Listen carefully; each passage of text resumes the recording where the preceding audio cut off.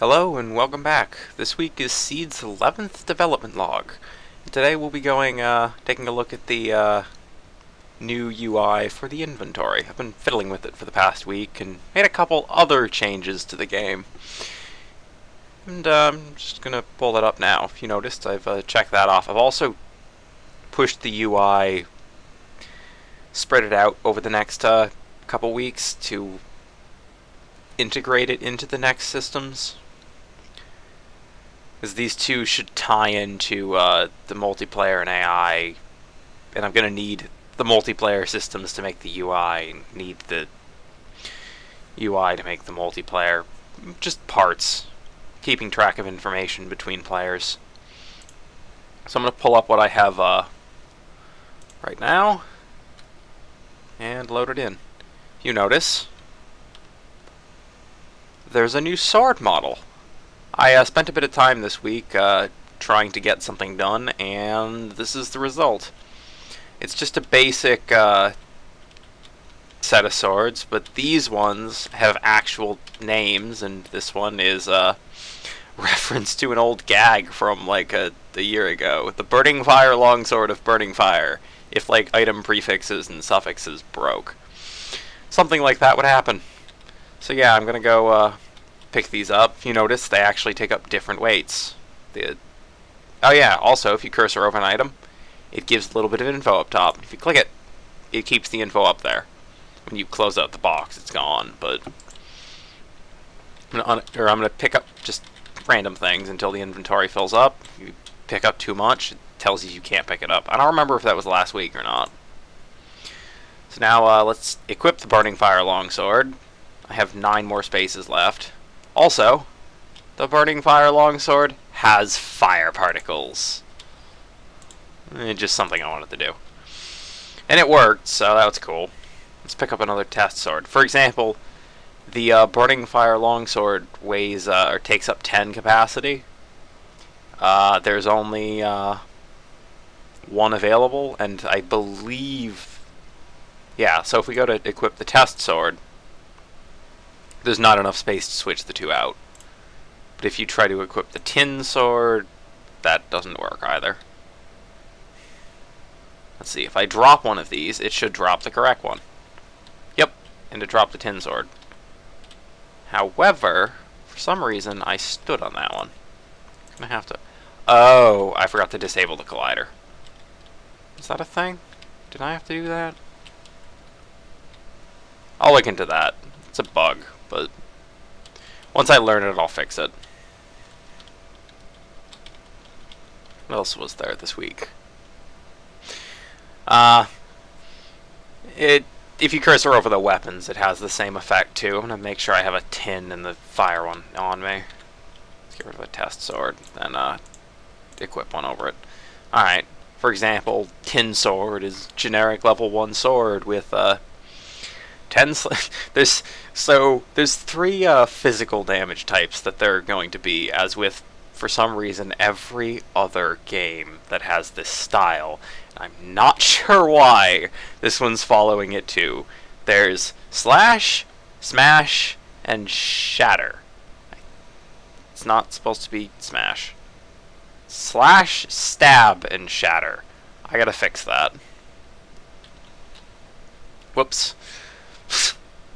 None of these stats actually do anything, but at the bottom you'll notice a couple modifiers. These are just things I was testing the numbers and names to see what would happen.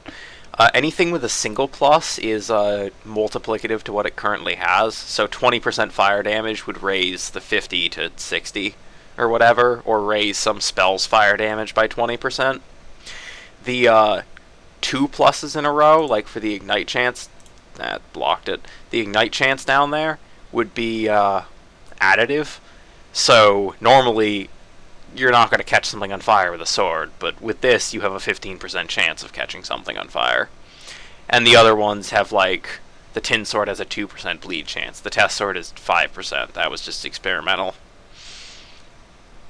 What else is there? The sword levels don't do anything yet because I don't have character levels up, but I'll be working on that when I do with the multiplayer and the AI. Let's see. What else is there? Currently, there are no armor or accessory slots, but I'll be working on those soon enough when I at least have 2 pieces of armor to work with, but technically I have none. So, until then, it's just working like this. I still haven't done the physical hits, but I'll be working on that some point soon. Definitely when the multiplayer is working on. I don't really know how much I'm going to have to stretch things out from now on, because I'm kind of busy during the week, and really only have time to work on this on weekends. So it's not really enough time to get all the stuff done. Still trying to get it, but the schedule might take twice as long as expected, and it might be like 2 or so months before I get an effective multiplayer and AI out there, but who knows? That all depends on how long it takes me to figure this stuff out. I'm not sure what I'm doing. I've never worked with this before. I can say, though, I do like these sword models. These will be making it into the later game because I did model these myself. The textures are free textures online, which I'll probably be using for a lot of stuff, but I certainly like the look of it better than the test sword, because the test sword isn't that great quality. This is much nicer, if you ask me. It still has that crappy animation. I need to make a better sword attack animation. I also kind of want to change the idle so that the sword is held down and to the right as compared to just up like that. I'm not really sure why I ended up making it held up like that. It looked fine at the time, but after I've tested this out in reality, I can confirm that it's not comfortable holding anything like that. It's much better holding it down and to the right. I might have that done next week. Won't take too long. It's the attack animations I'm worried about. Those might delay it a bit, but for now, I think that's it. Unless I'm forgetting anything, but knowing me, I'm probably not. Oh yeah, I forgot. You can now click stuff on the right and unequip them. There's not enough space to unequip the tin sword, as I thought. So, let's get rid of that, unequip that. Now there's no weapon. I believe I can still attack. Yeah, it attacks like I have a weapon. I'm not sure why. I'll fix that later, but if I do try to cast a spell, it will break.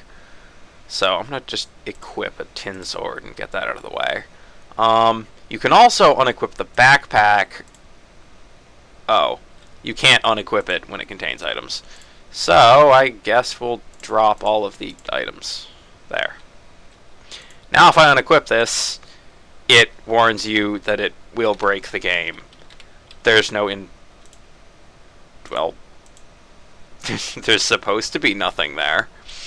Yeah, this is what I mean by it breaks the game. Eventually there will be like a simple inventory, like a 10 or 15 capacity inventory if you don't actually have anything to put there, which will be generated every time you get rid of the storage you have, but for now, it just breaks. This is just setting up the system. If I try to unequip this, for example, it's going to break. Yeah, it broke. And now the game won't work anymore. So I'm going to close it. But, those are all bugs that I will be working on. They're just holes in the code that I have to patch up. And it should all be fine. I don't think there's anything else to show now. I knew I was forgetting one last thing, and that was that. Alright. So, yeah. Up in the next coming weeks, I'm going to be working on the multiplayer and still fiddling with the UI, trying to see what I can get done. I'm not really sure how I want to design the next parts, so that might take a little while, but I'm looking forward to testing the multiplayer. That's going to be fun. I'm just not looking forward to distributing the calculations. That's going to be a pain.